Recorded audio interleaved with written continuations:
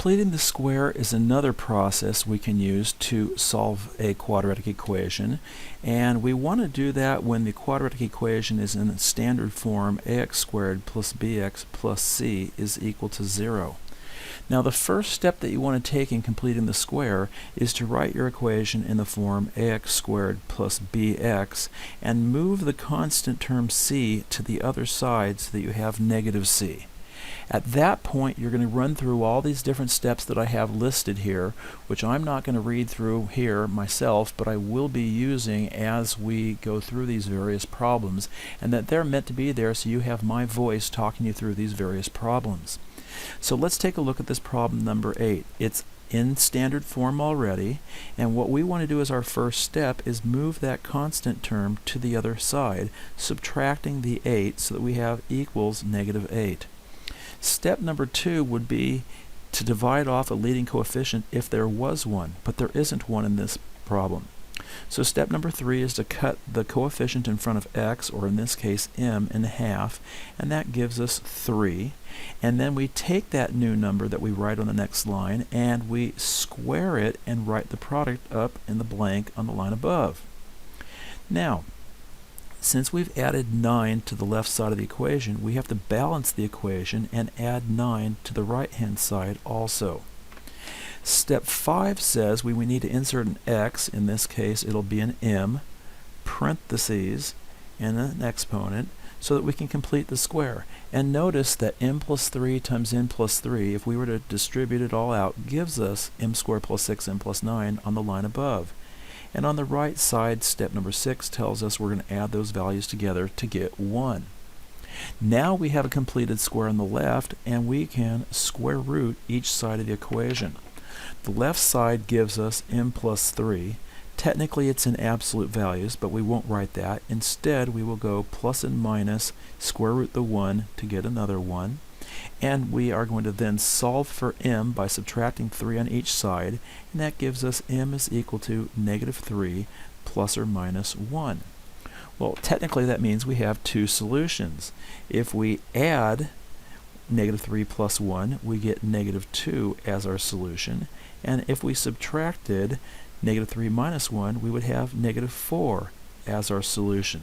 Now, this is the general process anytime you're completing the square, and it's not always going to be such nice, neat solutions. When you do get nice, neat solutions, that's going to be in the case where the original problem would have factored. In this case, we would have had m plus 2 times m plus 4 equaling 0, which would have also provided these same two answers of negative 2 and negative 4. But the whole purpose was to introduce this style of solving a problem to you when we have a nice clean solution.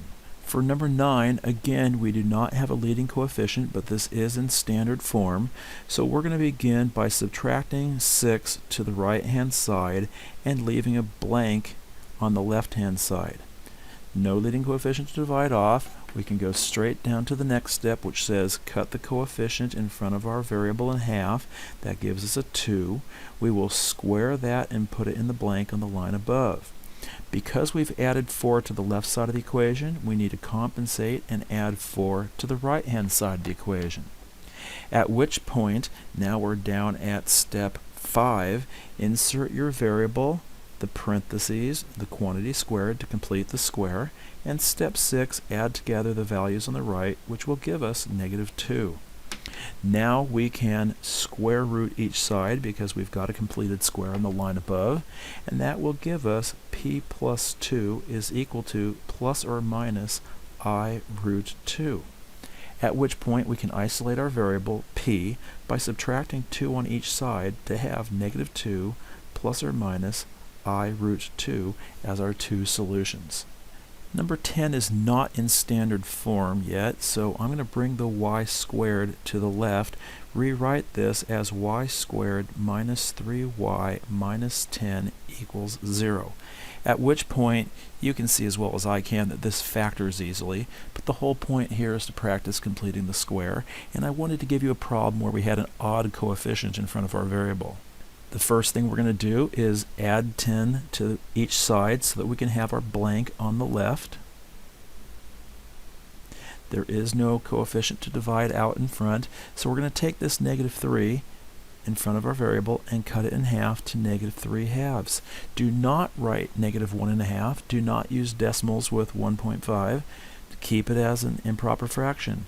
Square this new number and get 9/4 to be added into that blank. Since we've added 9/4 to the left, we have to add 9/4 to the right hand side also. When we do so, technically we want to think of that as a 10 over 1, get a common denominator of 4, and think of that as 49 over 4. Okay, on the left, insert the variable in front of the parentheses, put an exponent there, complete the square. On the right, we will have 49/4, and now we're ready to square root each side of the equation. Square rooting the left gives us y minus 3 halves. Square rooting the right gives us plus or minus 7 halves. Technically, the plus or minus comes from the need for an absolute values on the left, but we are just always memorizing when I square root each side of the equation, I insert that plus or minus sign. Now, adding 3 halves to each side, we have y equals 3 plus or minus 7 all over 2.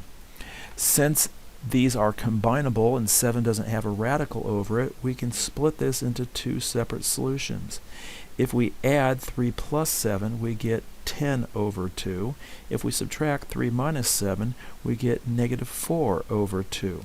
So our two solutions are going to be 5 and negative 2 for this problem.